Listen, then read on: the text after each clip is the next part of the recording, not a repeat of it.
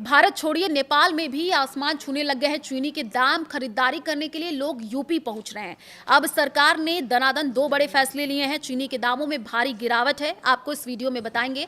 नमस्कार, मैं हूं आपके साथ आयुषी गुप्ता। देखिए, भारत में चीनी के दाम लगातार बढ़ रहे हैं, लेकिन पड़ोसी देश नेपाल में चीनी उससे भी ज्यादा महंगी हो चुकी है।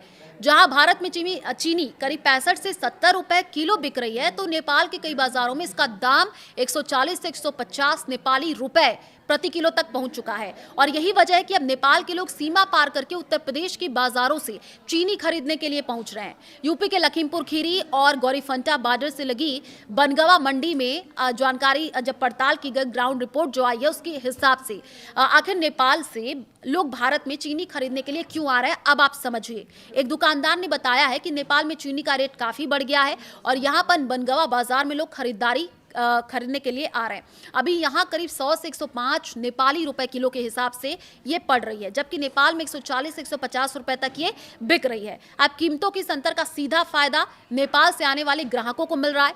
1 किलो चीनी पर 30 से 40 नेपाली रुपए तक की बचत हो रही है और यही वजह है रोजमर्रा की जरूरत का सामान खरीदने के लिए लोग सीमा पार करके भारतीय बाजारों का रुख कर रहे हैं। चीनी खरीदने भारत आ रही नेपाली महिलाएं, नेपाल की एक महिला ग्राहक ने बताया है कि नेपाल में चीनी महंगी है, यहाँ से खरीदने पर सस्ती पड़ती है, इसलिए हम लोग यहाँ से ले जाते हैं।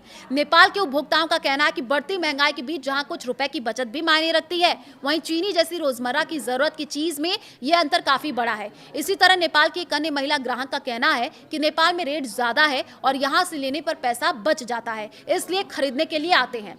यूपी में नेपाल की तुलना में कीमतें काफी कम। वहीं स्थानीय व्यापारियों के मुताबिक नेपाल में बढ़ती कीमतों के बाद चीनी की बिक्री बढ़ी है। हालांकि अभी बाजार में किसी तरीके की कमी नहीं आई है, लेकिन पहले के मुकाबले नेपाली ग्राहकों की संख्या बढ़ी हुई दिखाई दे रही है। भारत नेपाल सीमा से लगे बनगवा बाजार में मौजूद धर्मेंद्र राजपूत ने यहां तक बताया कि यहां भारत में चीनी के दाम बढ़ने के बावजूद नेपाल की तुलना में कीमतें काफी कम है और यही वजह है कि नेपाल से लोग यहां पर खरीदारी करने के लिए पहुंच रहे हैं। फिलहाल 1 किलो चीनी पर 30 से 40 नेपाली रुपए तक की बचत नेपाली ग्राहकों को हो रही है और इसी ने सीमा पार खरीदारों को बढ़ावा दिया है। अब जो फैसले आए हैं आपको बता दें चीनी को लेकर के, वो भी आपको बता देते हैं। दनादन सरकार ने 2 बड़े फैसले लिए हैं।